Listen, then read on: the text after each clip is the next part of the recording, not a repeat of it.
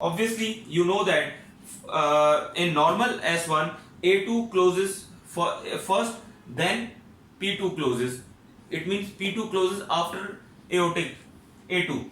But in patient of hypertrophic cardiomyopathy, because of this increased LVOT gradients, aortic valve remain open. It has to remain open because when this obstruction would get relieved, blood has to go towards the aorta to go into the system. That's why A2 closes later than P2.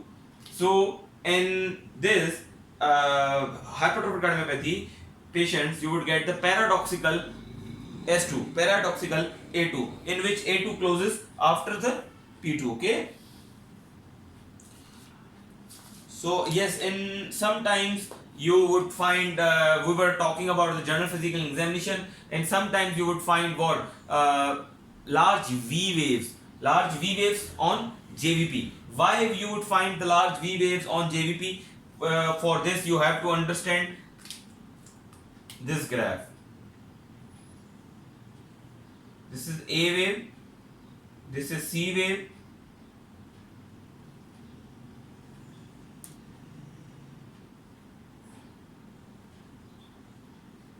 this is Y, this is V, and this is Y. This is X descent and this is X descent. So when there would be a closure of atria, then when there would be a contraction of atria, you would get A wave on JVPs. Okay, when that atria would get filled, obviously then blood from the atria come to LV. That's why there you would get the X descent. But when there would be a closure of tricuspid in the mitral valve, you would get what? C wave again. Then obviously when there would be a C wave, then there would be a filling of the atria and you would get a rising wave, a rising pattern of JVP wave. But when there would be what? There would be a contraction of RV, contraction of right ventricular hypertrophy. Contraction of right ventricle because of anything, because of right ventricular hypertrophy, because of any other non-compliant right ventricle, then you would get the large V waves. So in those patients, obviously because of the hypertrophy, you would get what? You would get large V waves. Okay. Now,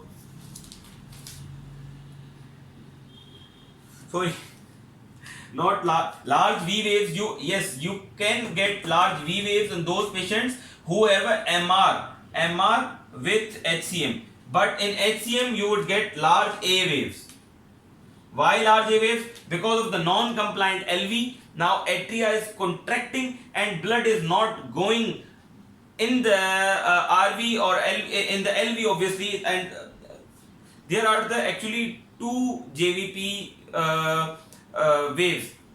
Whenever and two JVP waves actually you would have, and you have to see in your patient. One is right sided JVP, like if you are measuring it from the right atrium, and if you are doing the left heart cath and you are measuring this this JVP waves from the LA, then you will see the JVP or the venous pulsation of left atrium. Okay, so JVP is actually the venous pulsation. So you have this venous pulsation from two sides. One is from the right atrium and second is from left atrium. So just keep this mind that A is may because of right atrium, contraction of the right atrium, and it may because of left atrium. Why I am just trying to understand you this thing, because might you would be confused that why Dr. Naveed is telling us this JVP in the left heart pathology, because hypertrophic cardiomyopathy is the left heart pathology. So don't confuse yourself. Okay, that A wave is just because of contraction of RA and LA.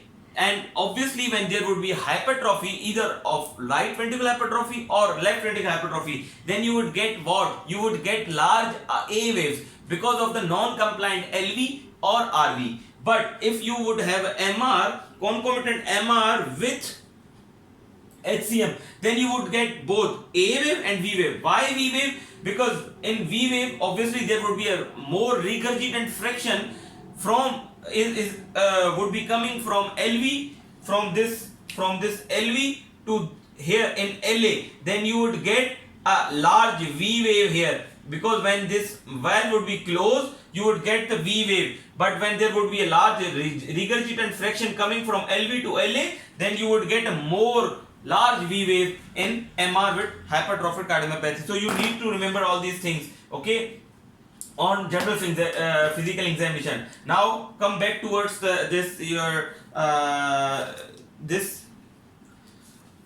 auscultation of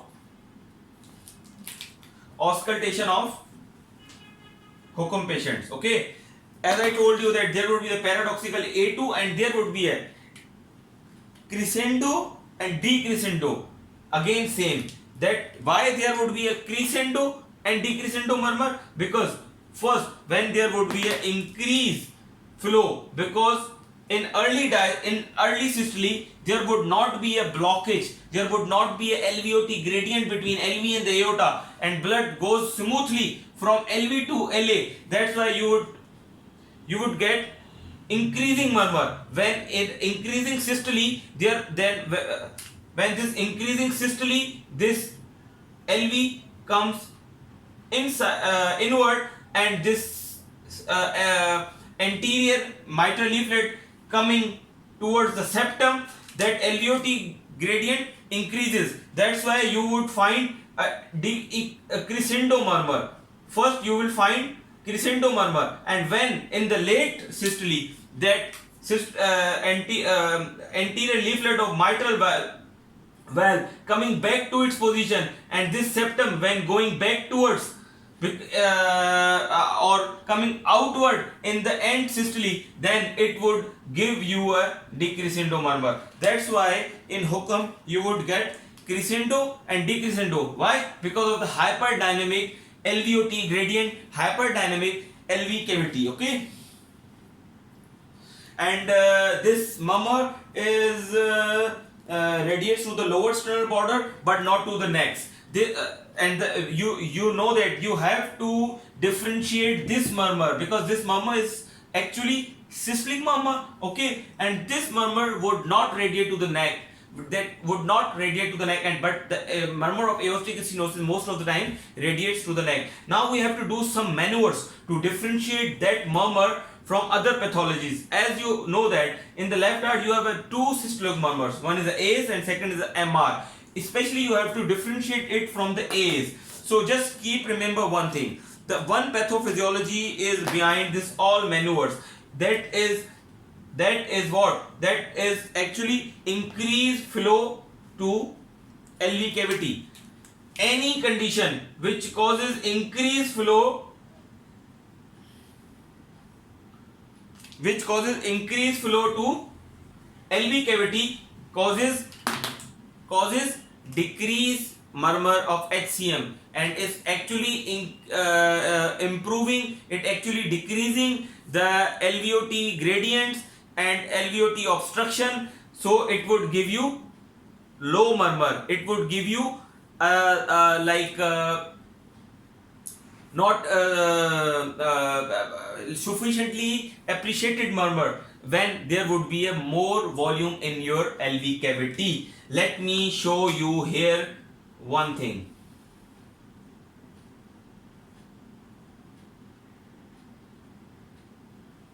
Okay, so what happened actually when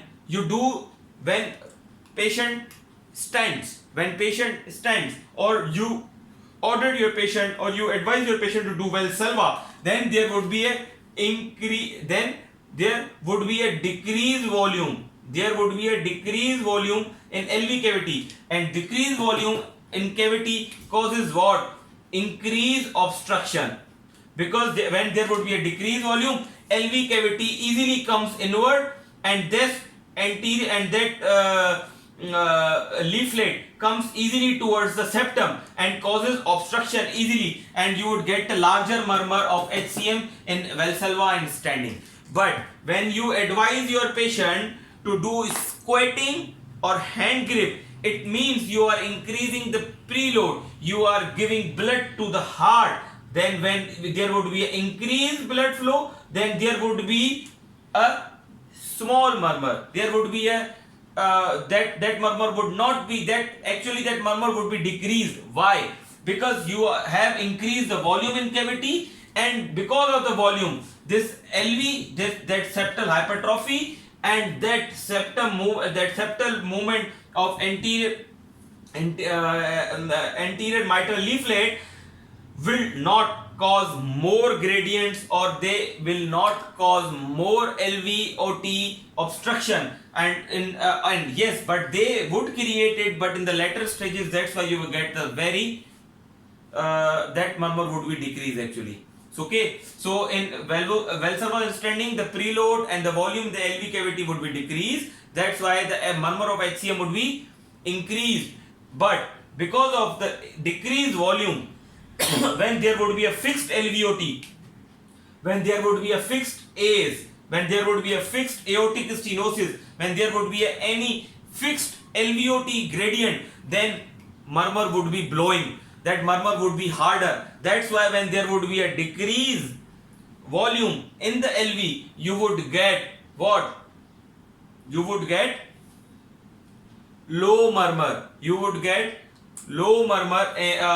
Then when there would be obviously a decreased blood in the cavity, when there would be a decreased blood in the cavity, obviously that blood will not move towards that aorta. Obviously lesser blood will move towards aorta, and that blood easily moves from the stenotic aorta, so it would not cause any murmur. Always murmur and aortic stenosis causes, why? When there would be a larger volume. Okay, when there would be a larger volume and cavity would be narrower. When there would be a larger volume and cavity would be narrower, heart has to push the blood towards the narrower cavity, so it would give you a murmur. That's why in valsalva and standing, AS murmur would be decreased, but Hukum murmur would be increased, because in Hukum you are actually decreasing the LV volume. But because of the decreasing of the LV volume, now heart has very low volume, and which can easily pass towards the aortic stenotic or stenotic valve. That's why it would not cause you the murmur. But because of the HCM, because of the gradients, that gradient, as I told you earlier, that because of the low volume, that septum comes easily here, and that anterior leaflet of mitral valve comes easily here, and they would cause easily increased gradient and causes the murmur of HCM.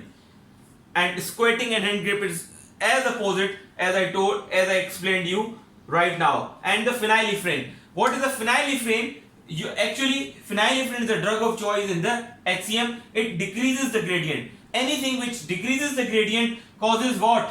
Causes decreased murmur of AS and obviously HCM, because it is actually decreasing the gradient of LVOT. Anything which decreases the gradient of LVOT causes decreased murmur of Hukum as well as decreased murmur of AS.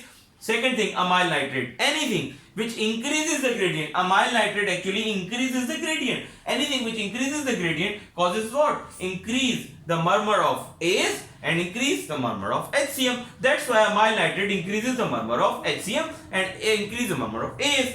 Now, the important thing is extrasystole. As I told you, extrasystole causes what? Extrasystole causes less volume. Extrasystole actually decreases the volume in the LV cavity. When extrasystole decreases the volume in LV cavity, actually it is increasing and worsening the murmur of Hukum. Actually it is worsening the Hukum. So the murmur would be increased in extrasystole, and in AS obviously it would decrease, and the reason remains same, which I told you here, that when there would be a smaller cavity because of the AS and smaller blood, it would go and it would pass easily from that cavity. It would not cause what? Murmur. That's why in standing there would be a low volume in the cavity. It would easily pass towards the aortic stenotic valve or stenotic valve of aorta or aortic stenotic valve. That's why it would not give you a larger murmur. But because of the low volume, and if there is a no fixed LV, and if there is no fixed LVOT gradient or LVOT obstruction or obstruction at the aortic region, then what happened? There would be a lower cavity, there would be a lower obviously blood. Then because of this less blood, this cavity easily comes inward, and that motion leaflet comes towards septum, and it causes what? Increased LVOT gradient, increased LVOT obstruction. It will give you what? Increased murmur of HCM, because it is actually this low volume in the cavity actually worsening what? Worsening your HCM. That is the same concept here, which we have been listening, the very common and very famous phenomena, Broken-Bronwald-Moro phenomenon. That here things are same, because actually what is Broken-Bronwald-Moro phenomena? This is the phenomena in which in the extrasystole there would be a severe increase in LVOT gradient in the post PVCs. In the post PVCs there would be a severe LVOT gradients.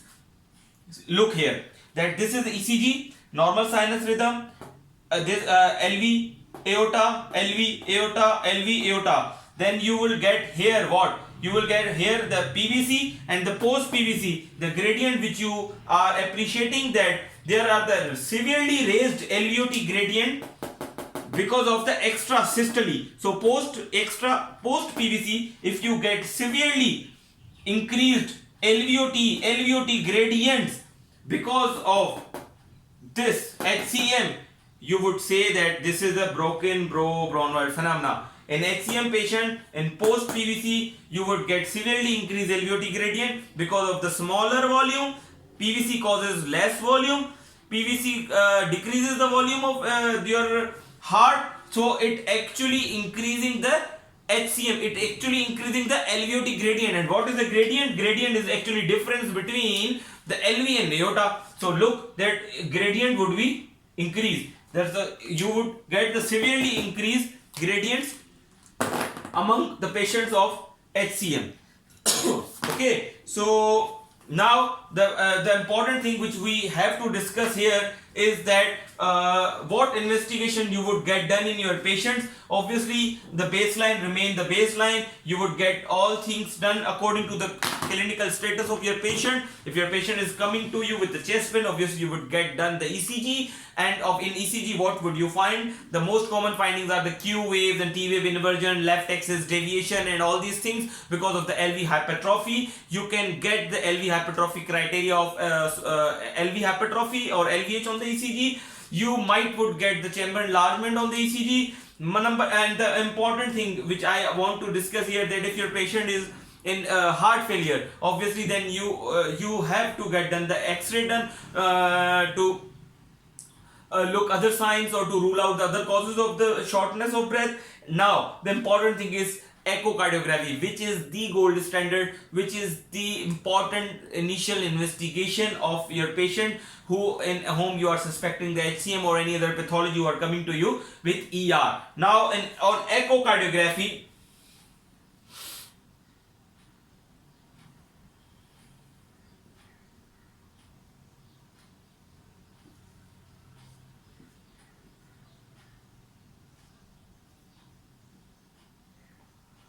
okay, so this is septum, this is the apex, and this is segment. It is not necessary that you would get all these three forms at a time. You will get only one form of the hypertrophy, which is most common, the septal form of the hypertrophy. Now in echocardiography, you would get this septal thickness. This septal thickness more than 15, because the more than 11, because the normal thickness of your septal wall is 11 and the posterior wall is also 11, but if you are getting the thickness of more than 11 on echocardiography, it doesn't mean that your patient has a hypertrophic cardiomyopathy. Why? Because your patient might would have athlete or anything else. That's why there would be a gray zone from 11 to 15. So more than 15, like 16 or 17, is most of the time is HCM. If there would have no any other cause of LV hypertrophy. But 11 to 15 is the gray zone between the athlete heart and left ventricular hypertrophy. So we will discuss this later on, the difference between the athlete heart and the HCM. But here just remember that more than 15% thickness, more than 15 mm thickness of septal valve on echo is actually diagnostic for the HCM. Second thing, asymmetric thickness. That thickness would not be symmetrical. That would be the asymmetrical. It means that sometimes you would get the thickness on the septum, but not at the posterior wall or apex or any other wall. Okay, so that thickness at septum only is one of the diagnostic criteria, or it is one of the findings on the echo of HCM, because in HCM you would get the asymmetrical hypertrophy, but in rest of other causes like hypertension, like aortic stenosis, like your Fabry disease, amyloidosis, and all these causes, most of the time you will get what? You will get the generalized thickness. Okay, in athlete heart as well, you will get what? You will get the generalized thickness. You will not get the patchy thickness. In the patchy thickness, like in the only septal thickness, you will get in HCM patients. And the same, that the systolic anterior motion of the anterior leaf, systolic motion of anterior mitral leaflet is actually cause of what? When this septum, this anterior leaflet, mitral leaflet comes towards the septum, comes towards the LVOT and causes obstruction and causes the LVOT gradient and causes what? LVOT obstruction.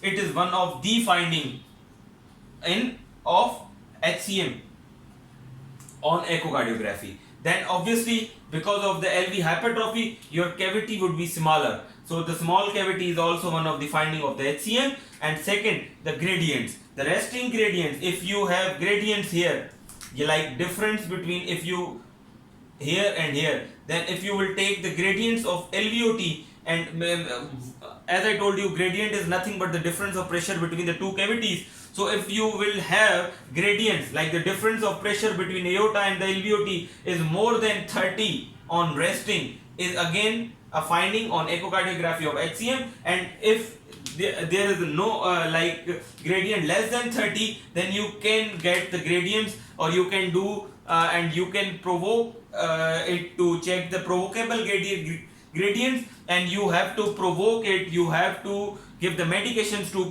check the provocable gradients to get the medicine which actually is useful to give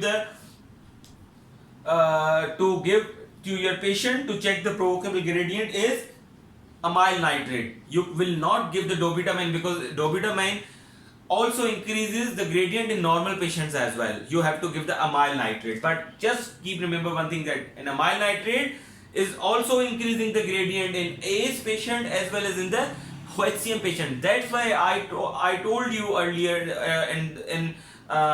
in the very beginning that HCM is a diagnosis of exclusion. You will not diagnose the patient as a HCM when your patient would have a aortic stenosis, valvular or subvalvular stenosis. Okay.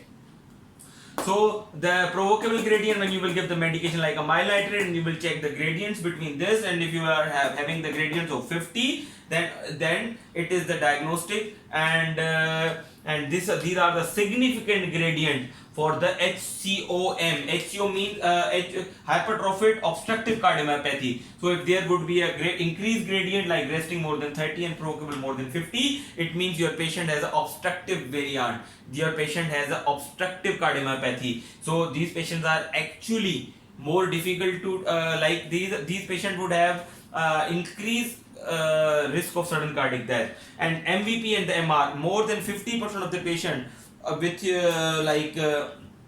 hypertrophic cardiomyopathy would have what? MR. And these MR is most of the time because of the pathology, because of the like anatomical pathology in the mitral leaflets, and sometimes because of the MVP, your patient would have with HCM have a mitral valve prolapse, and that prolapse causes again this same phenomena, SAM phenomena. So you have to keep remember one thing, that approximately 60% of the patients with the HCM have a structural abnormality of the mitral valve. But those patients who have a normal mitral valve, they might would have this systolic anterior motion of the mitral leaflet, just because of this sucking effect of the septum towards the alveoli of this anterior leaflet of mitral